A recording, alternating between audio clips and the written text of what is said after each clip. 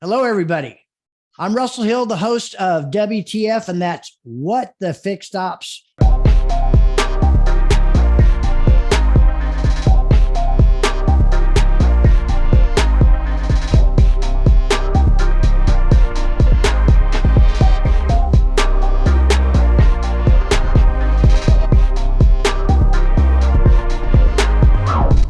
We have an exciting episode for you today. And I'm going to let Charity introduce our very special guest. Excellent. Thank you, Russell. I'm Charity Dunning. I'm the co-host here at WTF. And today we have Katie French, automotive repair expert at RepairPal. RepairPal is also a sponsor of ours, which is excellent. So Katie, we're really excited to get to know you a little better. Tell us about yourself. So, as you know, I'm Katie French. I am a New England native and graduate of New England Institute of Technology out in East Greenwich, Rhode Island.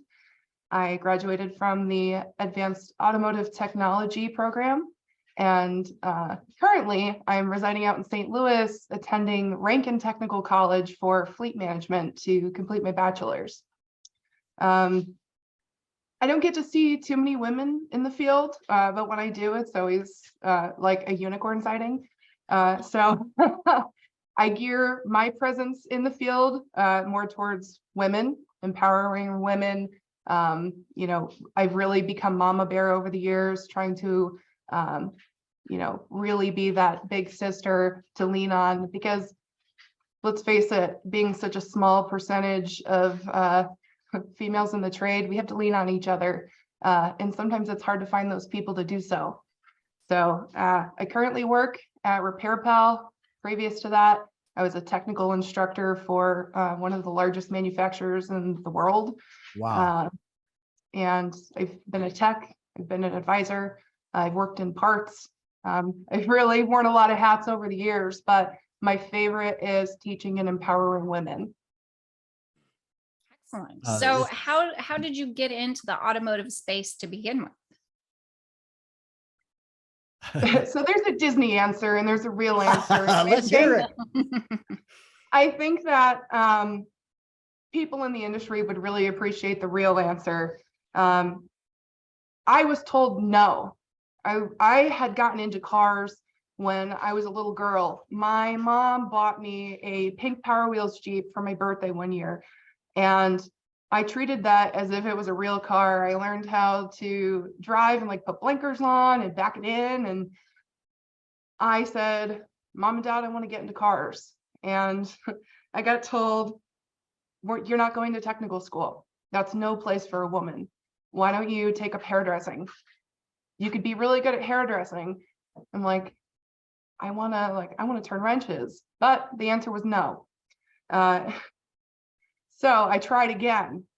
And the second time I asked, my dad brought me to the technical school to take the placement test behind my mom's back. And I got in. And once I got in, again, I got a no. So I had to wait until I became an adult to get into the field. But once I finally did, I didn't tell anybody.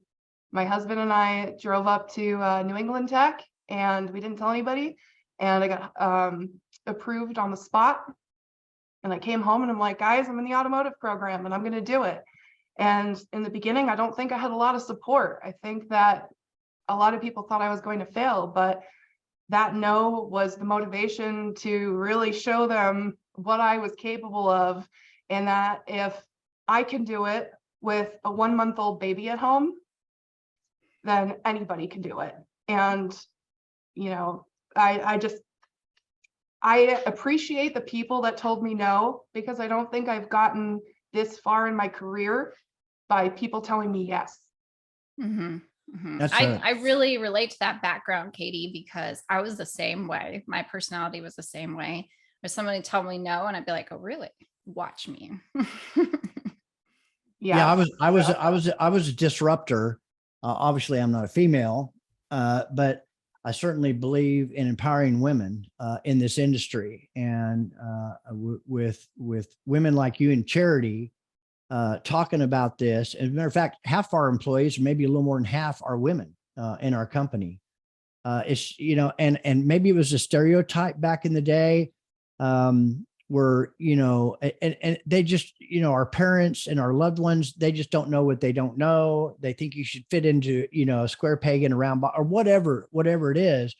But it appears, I mean, you had some pivoting moments in your life.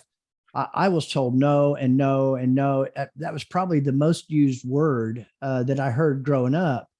And I believed it for a long time. And what I realized is that it was time to stand up and chase my own dream and not let anybody put me in a box. And those people all my life, it appears, and I'm hearing this with you, Katie, that you can't do that. I tried that, or that won't work. And they got interrupted by somebody like you who just did.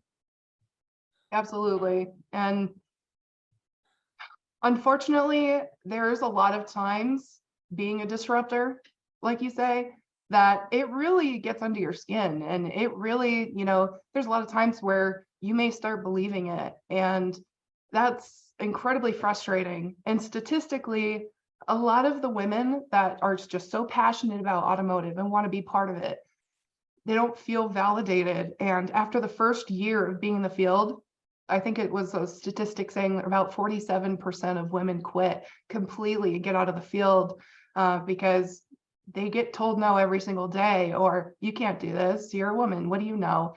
And that's why I like to be the person that just runs in front of the boss and it's like, hey, I'll take this hit for you. You can absolutely do it. And I'll give you a quote that one of my best friends told me. She works for Cummins. She said, no matter what you do, you're selling parts, you're in sales, you know, you work in the business side of it, whatever you do in the field, you're still valid and you're still part of this industry and you matter. I think I love that. You know, this isn't my story. This is all of our stories, but I think almost, Katie, as much as breathing air, that people want to know, they want to be validated. They want to know they count, they matter, they make a difference, and they're part of something. They want to feel like they're a part of something, men or women. But it's particularly tough, obviously, for a woman because it's a man's business or whatever the case may be. But you're knocking down barriers and dispelling that. So kudos to you. Well, thank you very much. You bet. Absolutely. Tell us a little bit about, you know, you work for RepairPal now, and there are brand new first sponsor of the show, which Russell and I are really excited about. What drew you to them? How did you connect with them? Tell us a little bit about that. So one of the people that I have mentored or been mentored by in my career, and I've just like, I idolized her, was Jill Trotta. And at the time she worked for RepairPal, and she was like, hey, this is a really amazing company. They have great company values. And I think that you would be amazing fit in this company. So, you know, lo and behold, I started working for RepairPal in July of this year, and I have never felt more valued for my skills and more comfortable to just be exactly who I am and not have to apologize for it. And I have found such a great work-life balance to where you actually want to work harder because you've got that energy and inspiration to give, rather than just, you know, constantly running yourself into the ground, which a lot of automotive jobs can do that to you. So I am just over the moon with RepairPal, and I truly finally feel appreciated in the industry. We are passionate about helping consumers find a great, trusted place to get their car fixed. We have 4 million uniques who come to our website each month for car repair information, and we help them find our RepairPal certified locations. We also have amazing partners like USAA that offer our RepairPal certified network to their customers and members. So how are we going to help dealers? Well, dealers sell 100% of the cars, but over time, after the warranty expires, the repairs go up and up and the revenue potential goes up, but people keep leaving the dealer over time after the warranty. By years 10 or 12, only about 20% of people are still servicing at the dealer. Why is that? There's one dominant reason, and that is price perception. And being RepairPal certified helps you overcome the primary price perception problem. So come let us show you how RepairPal can help you too. That's pretty impressive. So Russell, Katie was telling me before the show started that RepairPal has some great benefits, and one of them is they pay their staff to go to school functions. Am I saying that right, Katie? Yeah, that's right. So in our employee handbook, they support us being present with our families and being able to do things like that. Previously, any job I worked at in the industry, I'd always have to miss those special moments. I'd have to have my husband tap in and be like, hey, can you do this for me? I can't leave. But now it's, Mom, can you go to my Christmas party at school? Yes, absolutely. Like with bells and whistles on. Or Mom, can you come to my soccer game or whatever?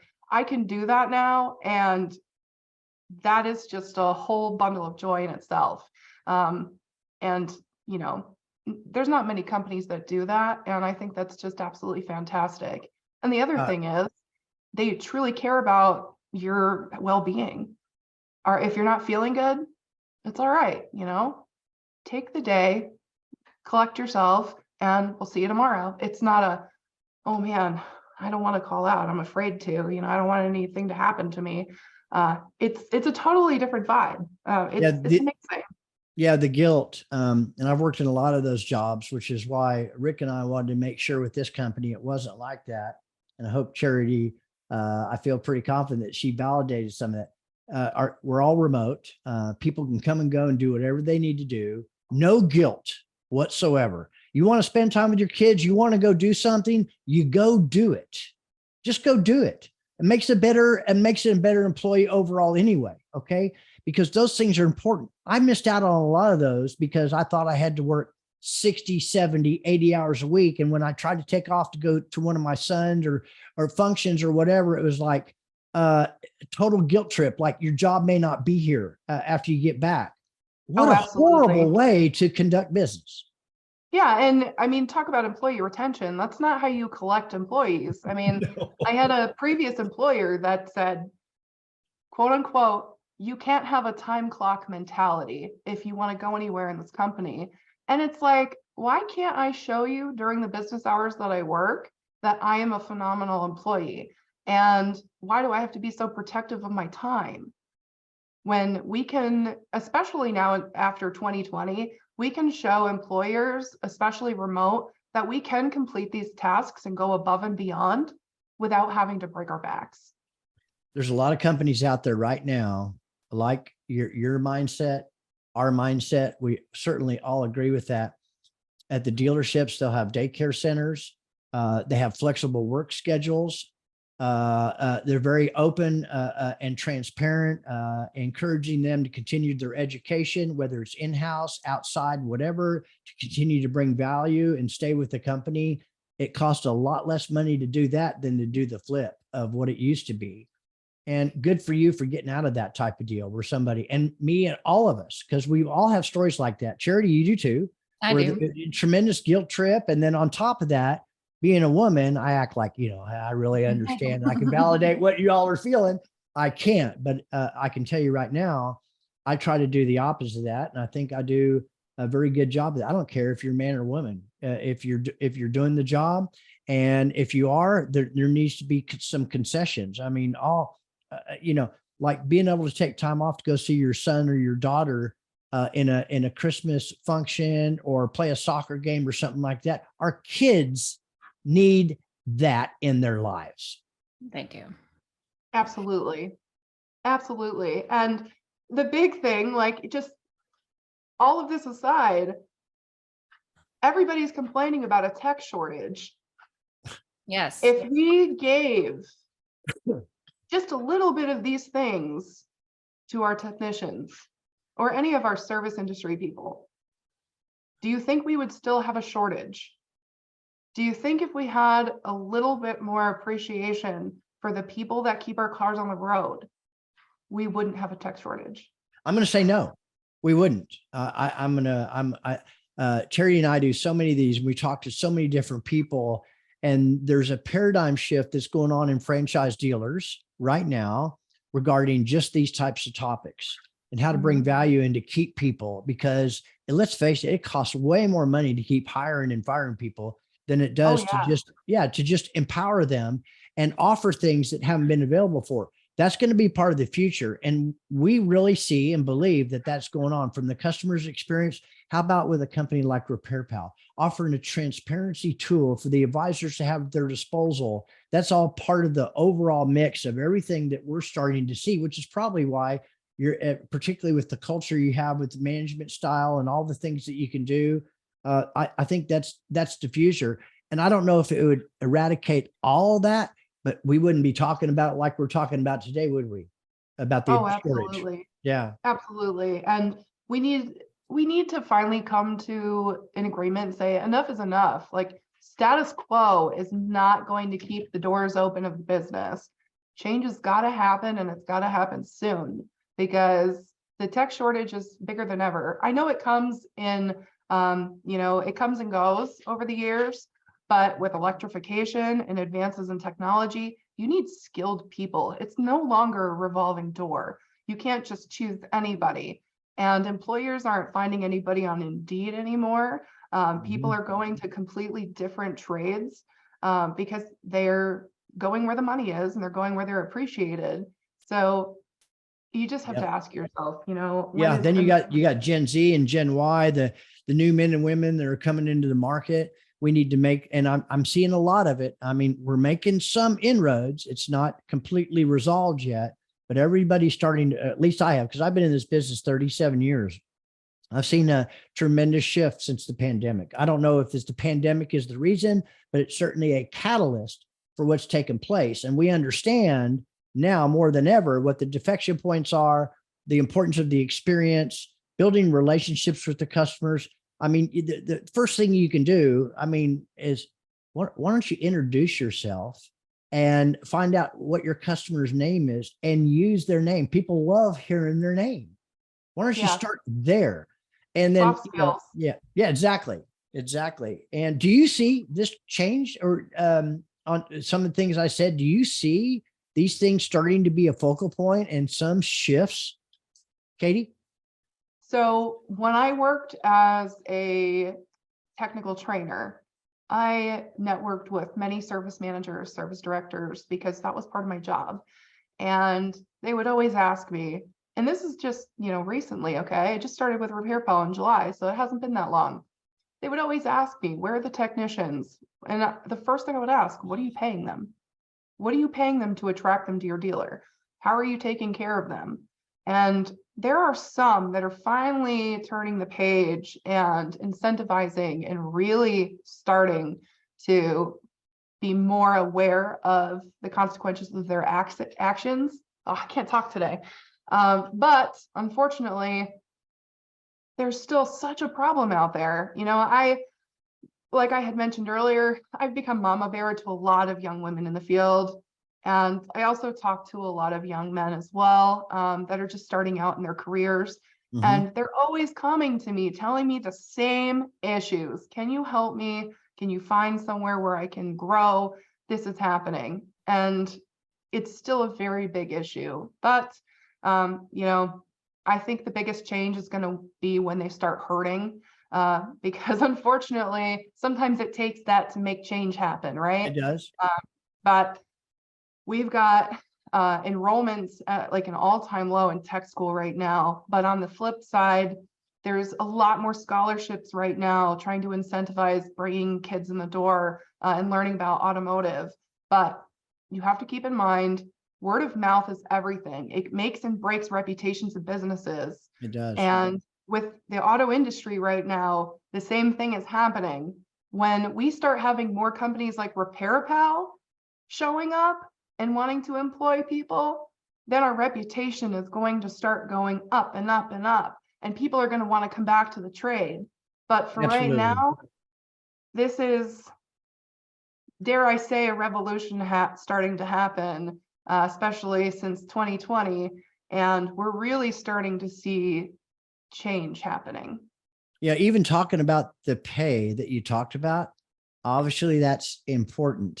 But if the money's good and the environment is sick, it doesn't matter how much money. I've had Oh, jobs like, absolutely. yeah. So, I mean, it's relative, obviously, to these other things that you're talking about. Look at your glowing accolades with RepairPal and where you're at right now because of the way they conduct business and the way they treat their people. And that makes a huge difference. And yeah, money obviously is very important. And you're right. Sometimes we got to go through the cow patties and step over them to get to the cow. And it's unfortunate, but sometimes the biggest changes I've made in my life were through adversity.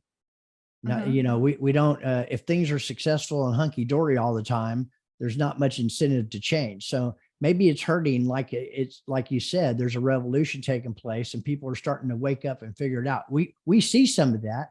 We just wish it would move a little bit faster, right? Yes, absolutely. Yeah. And to add to what you were saying, sometimes it doesn't matter what you're getting paid, it's how you're treated.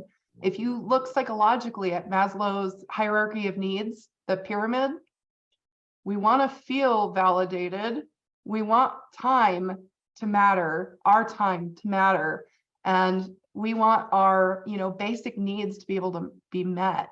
So you're right. There's a lot of things that employers don't really think about. They think about the bottom line, like, here, I'll throw $25 an hour at you and make you go away.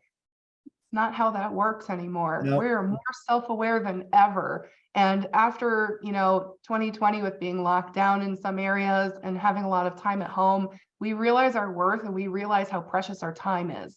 Because unfortunately, people have lost some loved ones and friends over the past few years.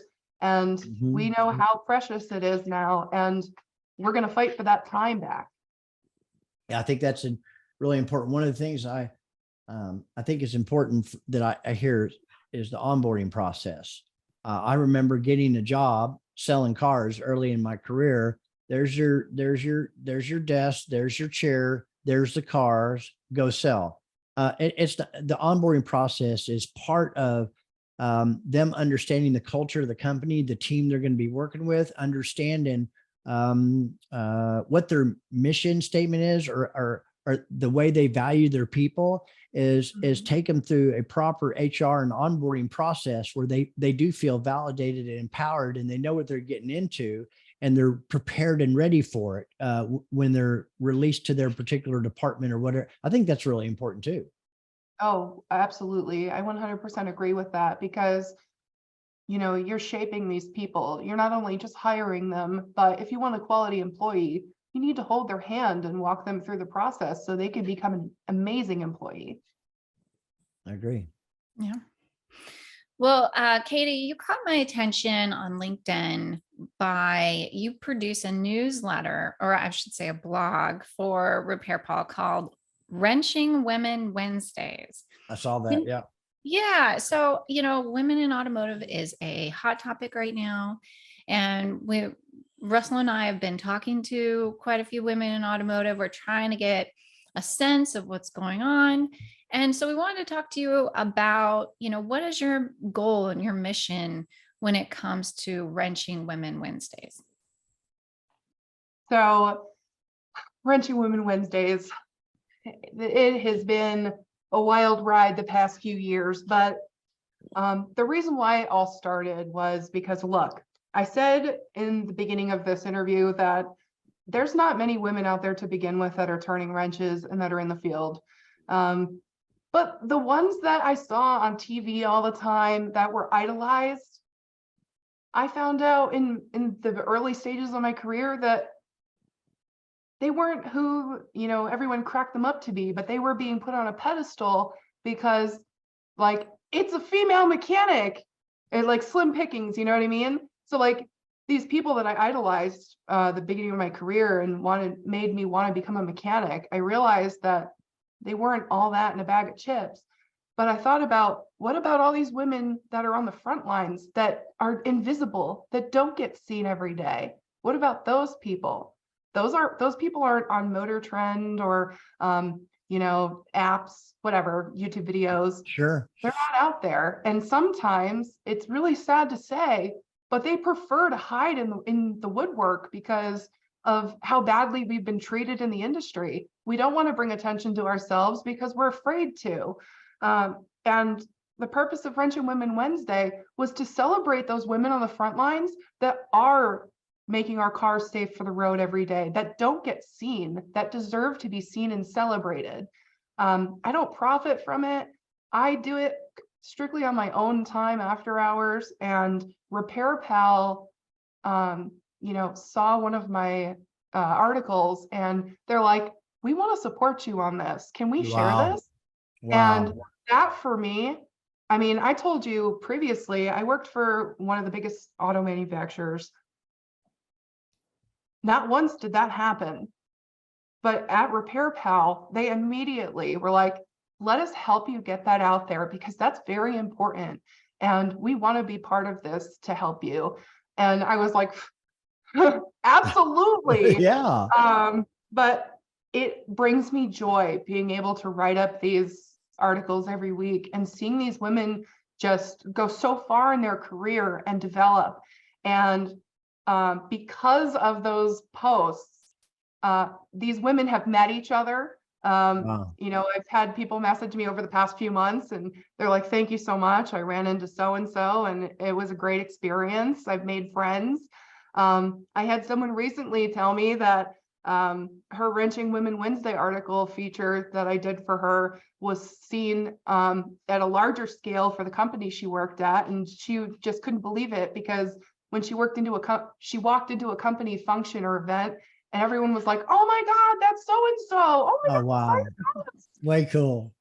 And that's what I want to do. I just want to celebrate them and make them feel they belong and they're validated, and their hard work and effort and the tears that they shed in private are worth it. And they're showing little girls that see this on social media that these little girls can do it too. And pursue a career in automotive, no matter how many times people say no to them.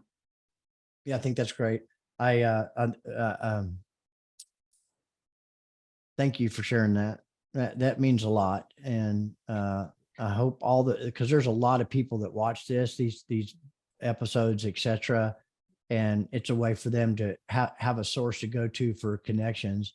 I think that when I was at the point before I got out of retail, I was a GM at a Nissan store, and Chrysler, Jeep, and Plymouth as well. And I always went back and talked to the techs and said hello and the advisors, but it's almost like they're way at the other end and nobody really pays much attention to them, and they don't feel validated or like they're important, regardless, even more so if you're a female, right? But I think that people are starting to figure that out too. And the bottom line is, it's all about people. It's about uplifting, inspiring, and motivating people to chase their dreams, to step out of their comfort zones. And it's okay if you want to go out and do, I don't care if you're man or woman, it's okay. But particularly in automotive, and kudos to your company, RepairPal, for endorsing you and backing you on that and helping you. And that's powerful stuff there. Thank you, Katie. Thank you. And to add to what you were saying on going back to the dealer and, saying hi to the guys and gals in the shop, my service manager from one of the shops that I worked at previously always said, sales only sells the first car. Service sells the second, the third, the fourth, because service builds the relationships with people. We know that your family's got to have this car back on the road because Billy's going for a family road trip or something next week. We're the ones that turn and burn after hours just to make sure that you're ready to go. We're the ones that see the car seats in the back seat, and we take extra care to make sure that it's fixed right the first time.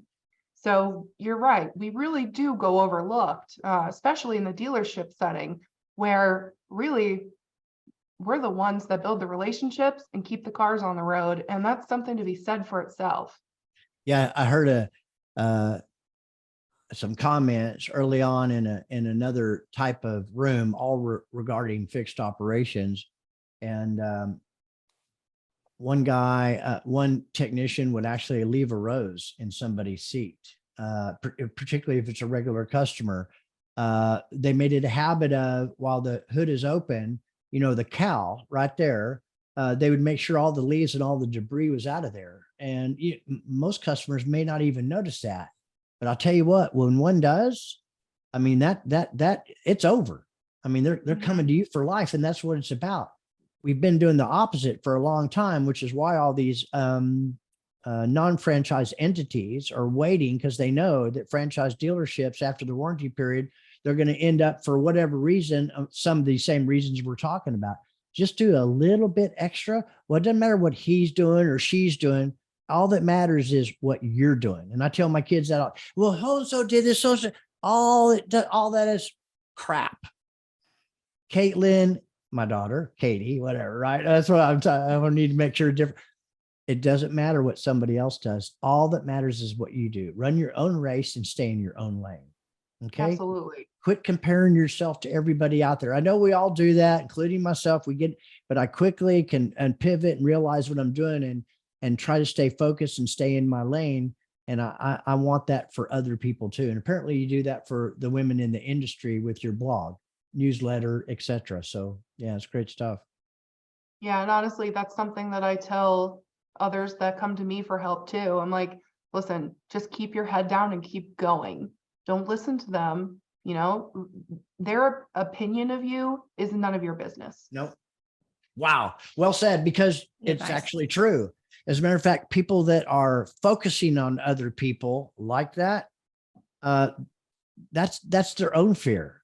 That's their own insecurities and own weaknesses that are whatever it may be, whoever it may be, doesn't make. When somebody's doing that, they see you doing something that they probably wish they could do, or had the courage to step outside their comfort zone and to chase something like what you did. And so what do? They attack you, and that has nothing to do with us. It has everything to do with them. Don't you agree?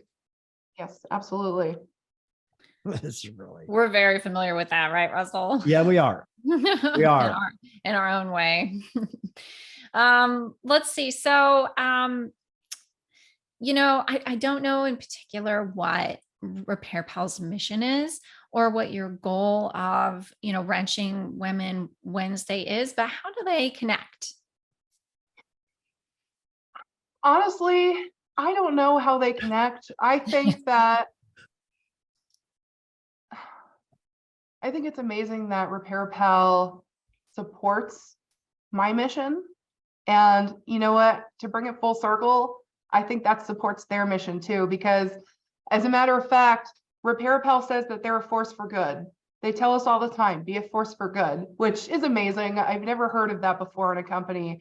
But their motto is be a force for good. And I think that RepairPal helping me be able to share this to an even, larger platform is how they contribute to being a source for good. And going around the circle again, I'm helping them be a source for good by sharing my stories and these women's stories through RepairPal.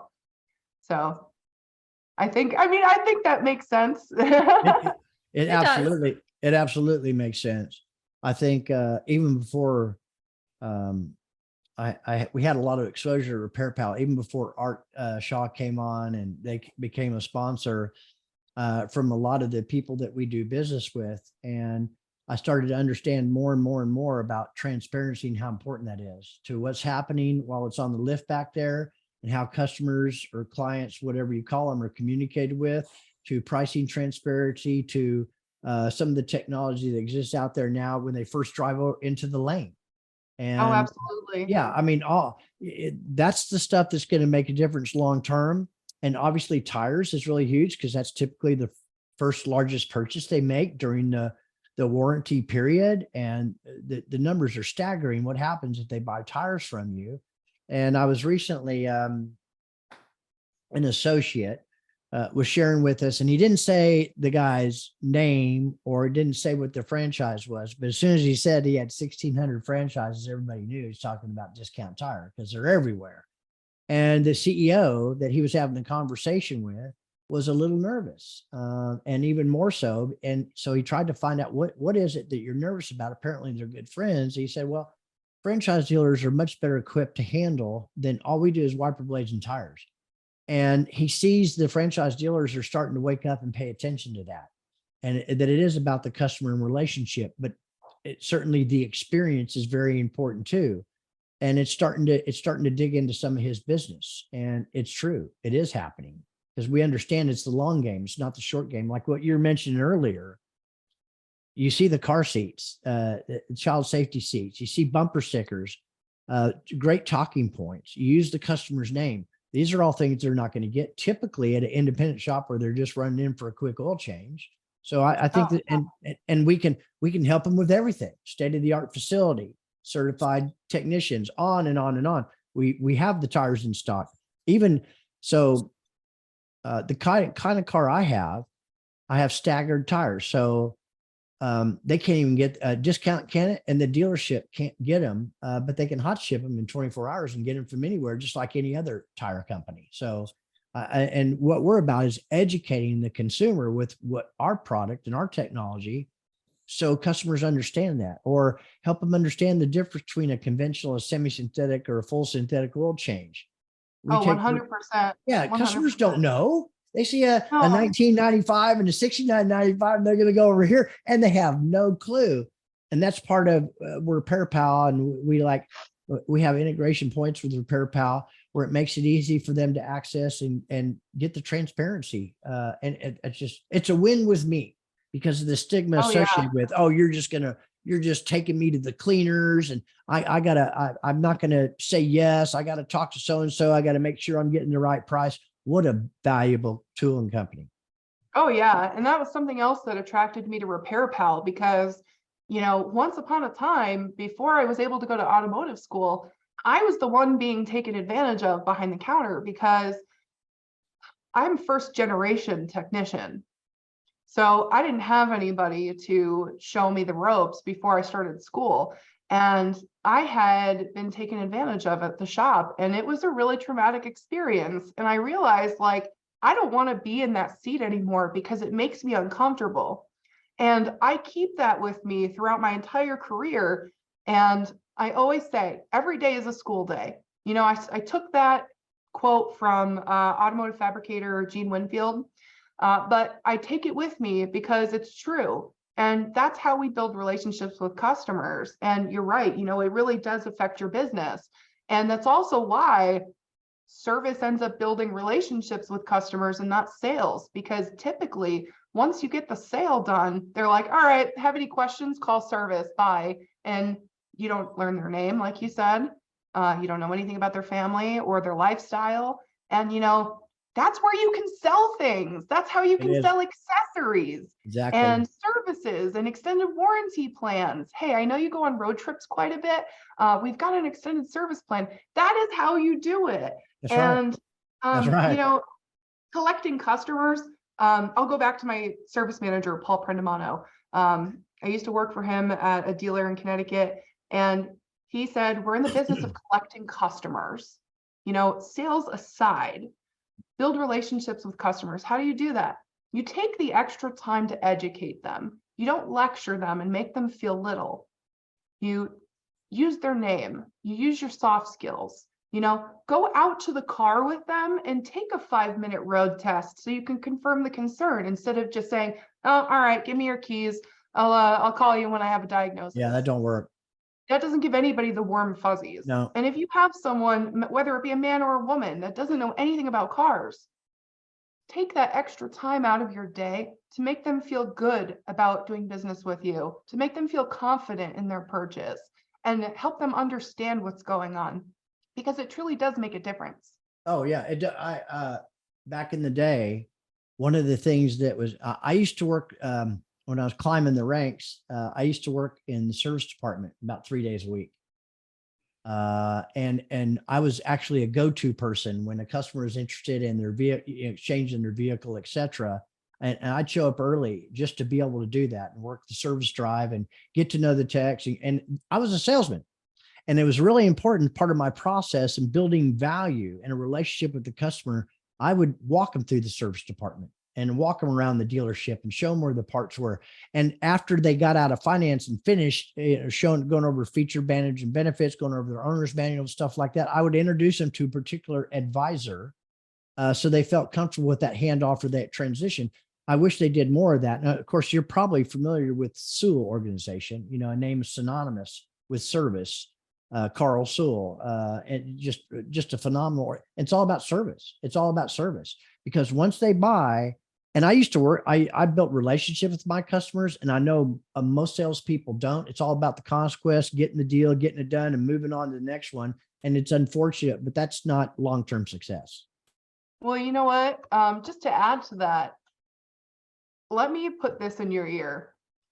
Why do you think dealers are starting to go to direct sales online rather than having to deal with salespeople? We dump so much money into sales training. And don't get me wrong, there are some fantastic salespeople out there. There's one in particular that I remember that I used to work with.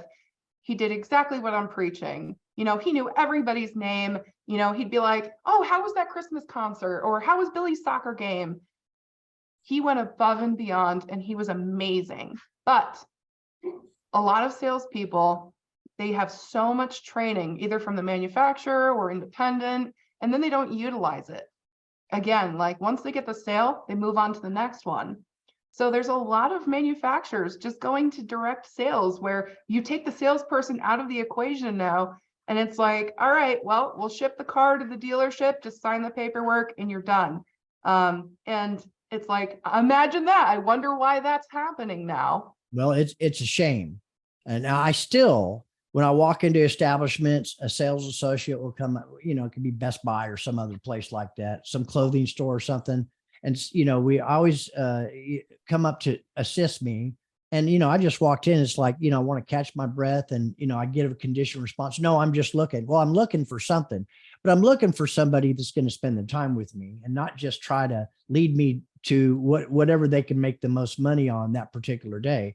And there's an art to salesmanship. And yes, all the training in the world is fine, but if you're not good at connecting with customers and building a relationship, it's only going to get you so far, which, you know, you just alluded to, the direct sales. But they got to start coming to service. They got to go to service. And that's why there's a huge focus on fixed operations right now, because they've always made the money for the dealership anyway.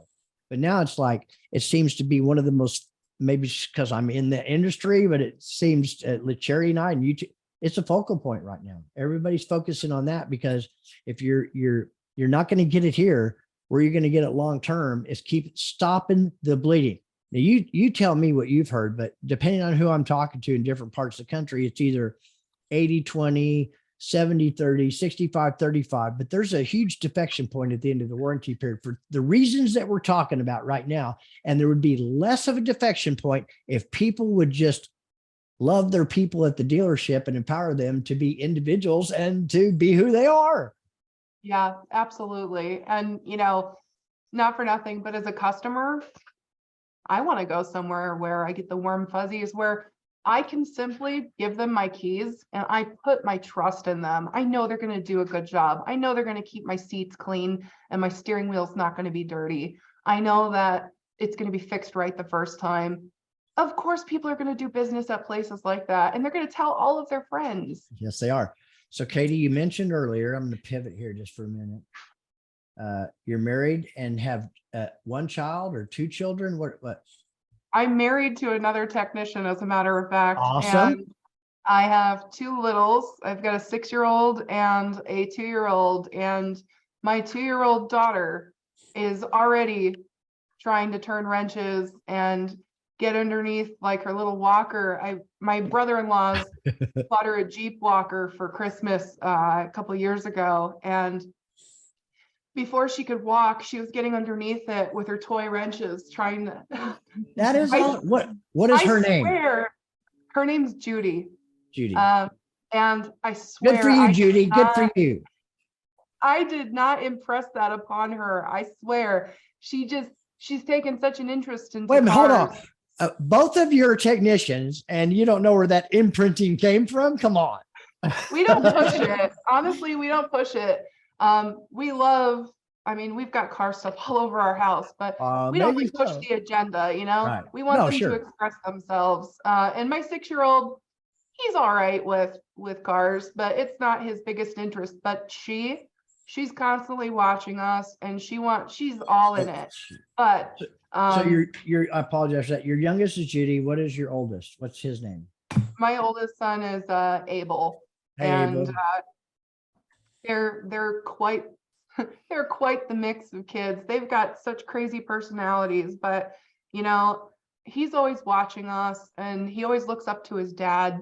But Judy is also a huge contributing factor to why I do the Wrenching Women Wednesday posts, because I look at her and I'm like, what's this industry going to be like in 20 years when she wants to be part of it? If she does, how can I change it? Or how can I be a part of the change so she has a more welcoming, genuine experience? Excellent. And, you know, that's, as a parent, that's scary. And as a matter of fact, when I was still an instructor, I had a guy come up to me. He's like, "You're a mom, right?" And I'm like, "Yeah." He goes, "Well, being a female mechanic, I need to ask you a question." I'm like, "Okay." "I've got a 7-year-old girl at home, and she's really into cars and she likes what I do, but I'm afraid because I don't know how to protect her." And he's like, "How can she be part of the trade and how do I protect her?" And I'm like, that, it literally brought tears to my eyes when he asked me that, because I'm not going to tell him that I cried so much in the beginning. I was told no a million times. You know, I felt like throwing in the towel a million times. You know, you don't really have a support system sometimes. And, you know, that hurts and that changes you. But all I could muster up was, you need to build her skin so thick That's right. that it's water off a duck's back. Because if she's going into this trade bulletproof, nothing's going to stop her. Amen. What's your But husband's name? my husband's name is Spencer. Spencer? Yes. Spencer, Judy, and Abel, you're able to do anything you want to do, but you got an awesome mom and an awesome wife. I just want to tell you that. You make sure you show her all the love and all the support, okay? And they'll hear this. I want them to hear this. I want to pivot one more time here. Is there and you share if you want to, if you don't, all of us have had, you know, crossroads, defining moments in our life where we I had a lot of obstacles myself, mostly self-created from a low self-esteem, lack of conviction, self-doubt. You know, I'm not worthy. I'm not this. I'm not that. Was there a moment where the light switched on and said no more, or you took your power and control back? Was there anything you'd feel comfortable in sharing where that moment was a memorable moment in your life? Yes. So this is going to sound kind of, I don't know, it might sound silly, but No, it won't. when my son was born,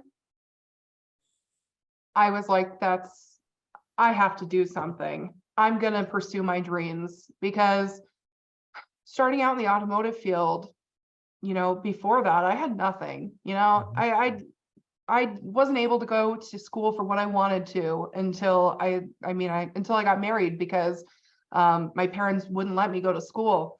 And once I had my son, I'm like, this is no way to be. Like, what kind of mentor am I going to be if, you know, I didn't follow my dreams and show him that he could do, you know, whatever he wants?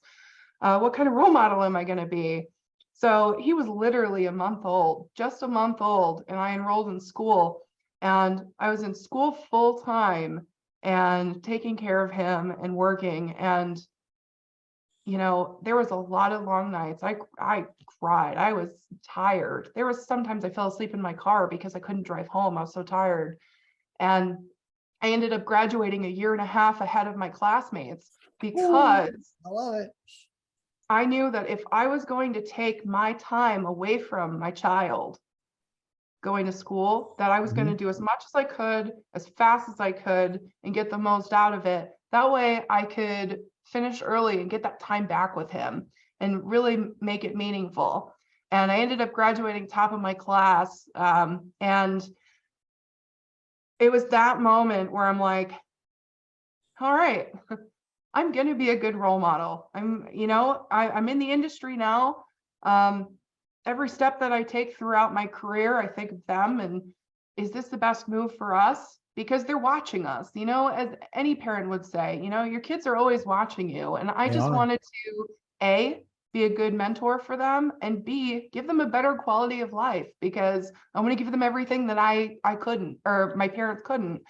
So it's really being a mom that transformed my career and Thank made me you. work as hard as I do, because, you know, I mean, I'm back in school now. I'm finishing up my bachelor's degree, because I want to take it a step farther. How far can I go in my career? You know, I want to buy a house and go on family vacations and, you know, try and just be an amazing mom. And how do I do that?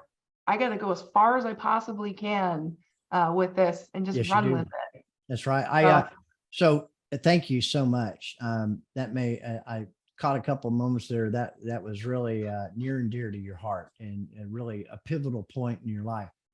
And I think all of us have really had those at some point in time, particularly if we're making a difference now, and we're chasing our dreams. I work with a lot of people in a lot of different ways.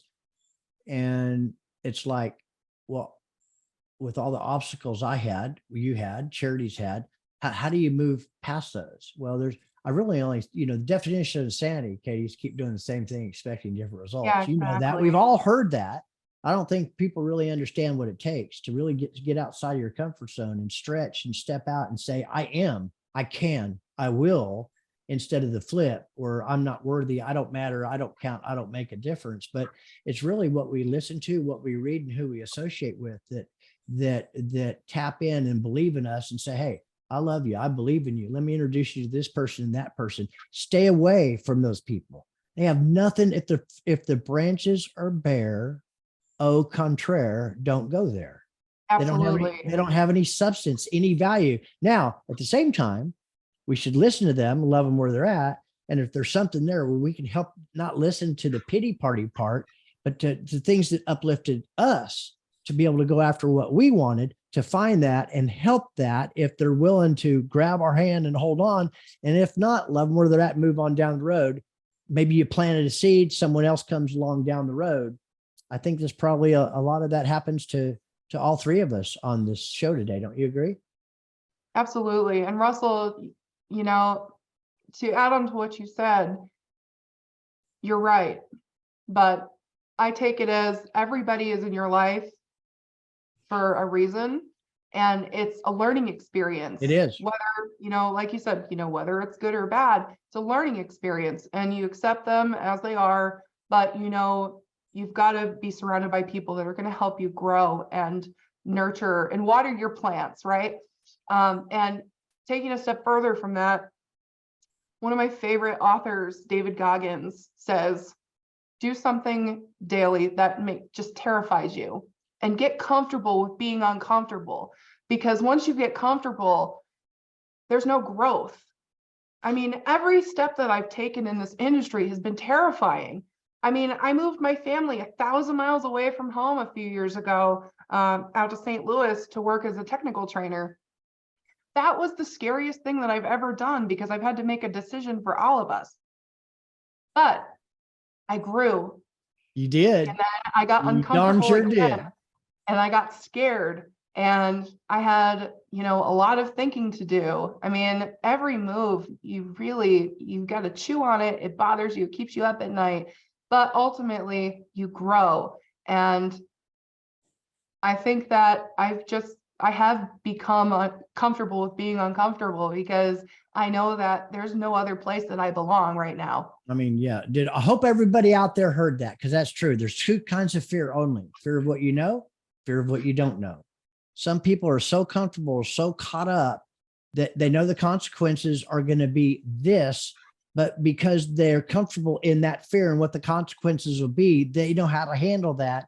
They don't know how to handle what's on the other side. What's on the other side is unbelievable. If people would just step out, there's other people that'll come into your life that they're waiting for somebody like us, or we're waiting for somebody like them just to reach out and say, hey, what do I do? It's okay to ask for help. None of us have anything except for the people that surround us. Mm-hmm. It's all about people, empowering and loving people and pouring into people and helping them. And we have to not be selfish, self-seeking, or self-centered, because you appear to be what I call servant leader, somebody that gives back. Okay. Managers light a fire, or leaders light a fire under manager. Excuse me. Yeah, I lost my train of thought on that. But leaders inspire people from within instead of lighting a fire under them just to get moving. So there's some real, and there's a lot of great leaders out there, but there's a difference between leadership and servant leadership. Don't you agree?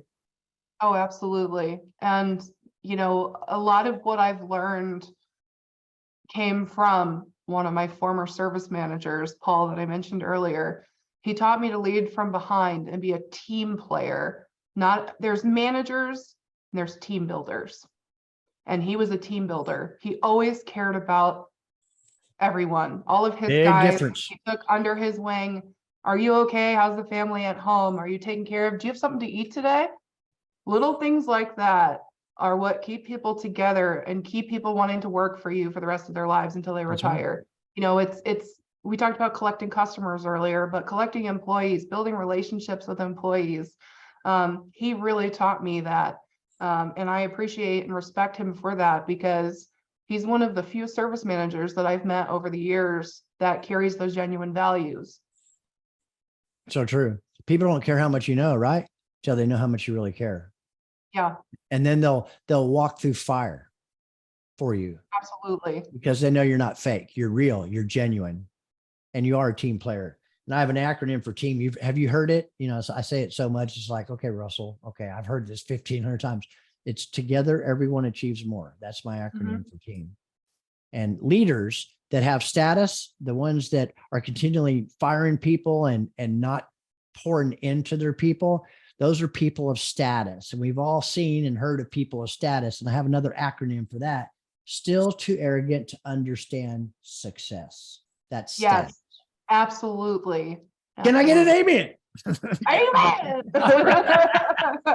But you're right. You're absolutely right. And if we had more people like Paul that are team players and really truly care about their people, business would be booming. Well, there's another one like Paul already, and that's you. And then all the other men and women that you're pouring into, and Abel and Judy and Spencer, all those people are part of that too, right? Well, I just, like I said, I look at my little girl every morning and I'm like, how can I be part of the difference to make this industry better? All those women that I talk to, that I've taken under my wing, that I network with on the daily, how can I make it better for them? Even the guys that I talk to, what can I do? Because, I don't care about me. I'll run in front of the bus for you if it means that it's going to do something good for you and make change. I'll go up to bat for you, because it's helping. It's helping somebody else. And if I can help somebody exceed, I'm happy to do it. So giving me a platform to share these women's stories and help other people and help mentor means everything to me. Thank you. Yeah, that's beautiful. I have one last question for you before we wrap up. And I'm going to try to articulate it. But you have experience, you have boots on the ground in dealerships. And, Russell used to, I don't. What would you say is the disconnect for people who are in the industry, but they don't work in the dealership, or to the upper management that may not know exactly how service advisors are feeling? What are we most misunderstanding? Does that make sense? Yes, it does. So there's a big stigma between sales and service people. We know sales always gets put on a pedestal. They're always clean dressed. They smell great.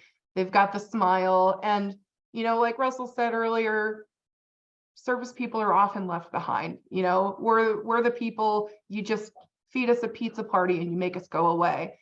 And you don't realize how much of a difference we make. And, being in the shop is our livelihood. Service brings us joy, and that's our career. And we're often invisible. And I think that's something that's not often talked about because it's uncomfortable, but equally as important to talk about and bring awareness to.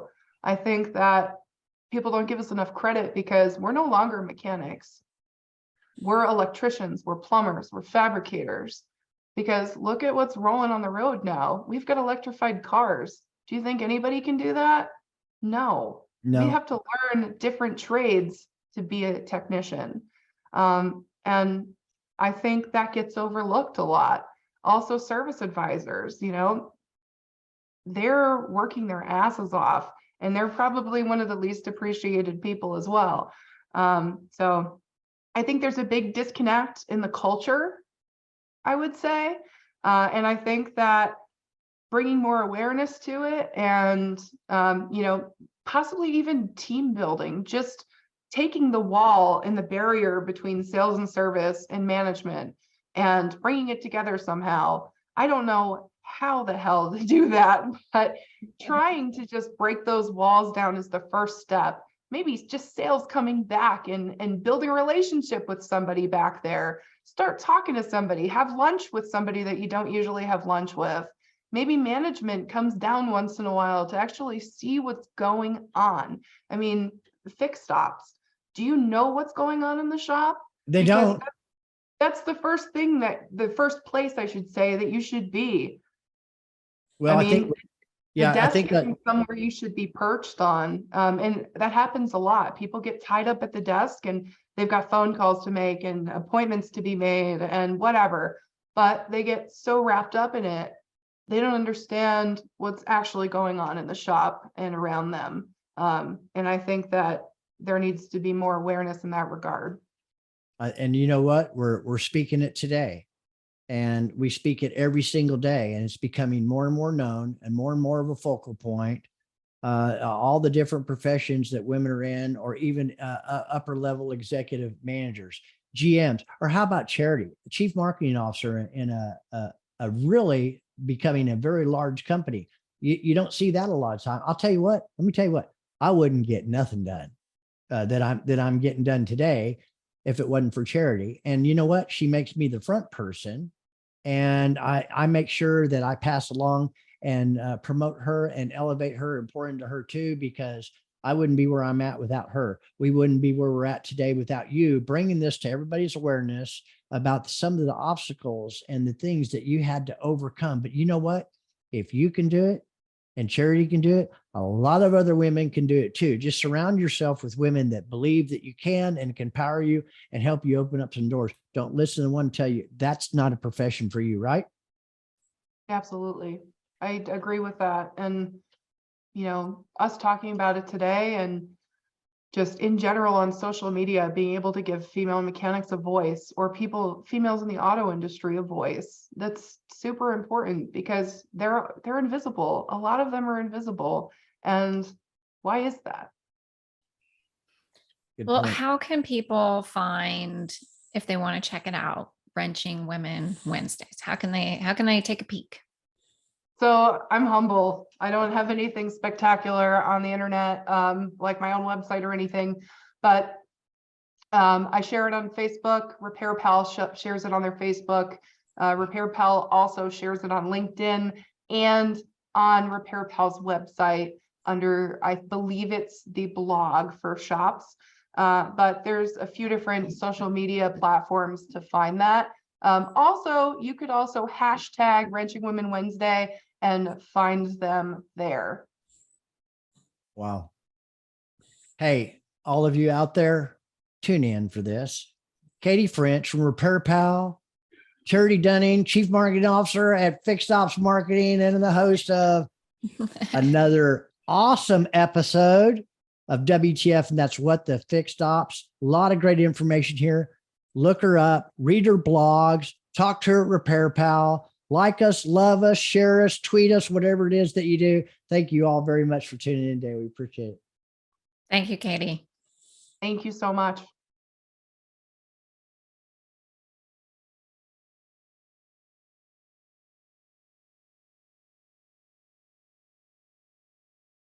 Honestly, I probably should have mentioned this while we were recording, but one of the most problematic, exhausting things is the role reversal, because the majority of technicians are dudes, and they usually have somebody at home, whether it's a wife or a mom or whoever. Cleaning the house, making dinner, Yes. taking care of the kids. Yeah.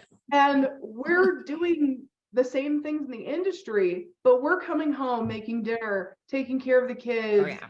paying the bills, making sure everybody's on time to their appointments. And it's like we're working two full-time jobs, and we don't even exist to most people. So it's like, what the heck? I got to tell you, I'm a guy, but I do clean toilets and I do laundry and make beds and clean dishes. I do that. I love doing that. Now it's just my wife and I. We have 3 kids and 4 grandkids now, and their spouses too. They all live within 9.5 minutes of. So my wife, automotive gal, 32 years in the office accounting for franchise dealers. Okay. She just retired about a year ago, and she's a full-time GG to our 2 youngest. My daughter and her wife actually live about a mile down the road. But when she comes home, I want things to be, I'm right here. I don't have dogs or cats or anything like that, but I like things being in its right place. And I want my wife, when she comes home, to not have to think she has to do something after taking care of 2 2-year-olds full time during the day. Why? Yeah. I mean, that right, Charity? That's a wild pair you got there. Right, Too. exactly. And so well, and I gotta say, I do the same thing. I work full time. I got a kid on my lap. I got another one that's only in 2nd grade, and I'm cleaning, I'm cooking, but I'm grateful. My husband works full time. He may not do all this domestic, I'm going to call it easy stuff. It's easy to do the laundry. It's easy to cook a meal. I'm grateful that I don't have to go on the roof and, kill the moss. I don't have to rebuild the foundation. I don't take the garbage out, when, something cracks or something leaks. It's not my problem. It's my husband. Somebody puts potato peels in the dishwasher or in the, oh my God. What is it called? Yes. If somebody, I don't have to fix it, so it's like, I get it. Like, honestly, my husband, he does all of that low key stuff that we were talking about. And when I was working previously for Chrysler and I was working like 80 hours a week, he was there. He was working full time as a tech, and that's just physically demanding and exhausting. And he would come home still and, get the kids ready for bed and make dinner and clean up. So like, without him, I would be a hot freaking mess. But there's a lot of women in the industry that don't have that. That's right. They have blue collar guys that are like, I want my dinner on the table tonight when I get home, and I ain't doing that. So I'm lucky, but most of these girls in the trade, they don't have that.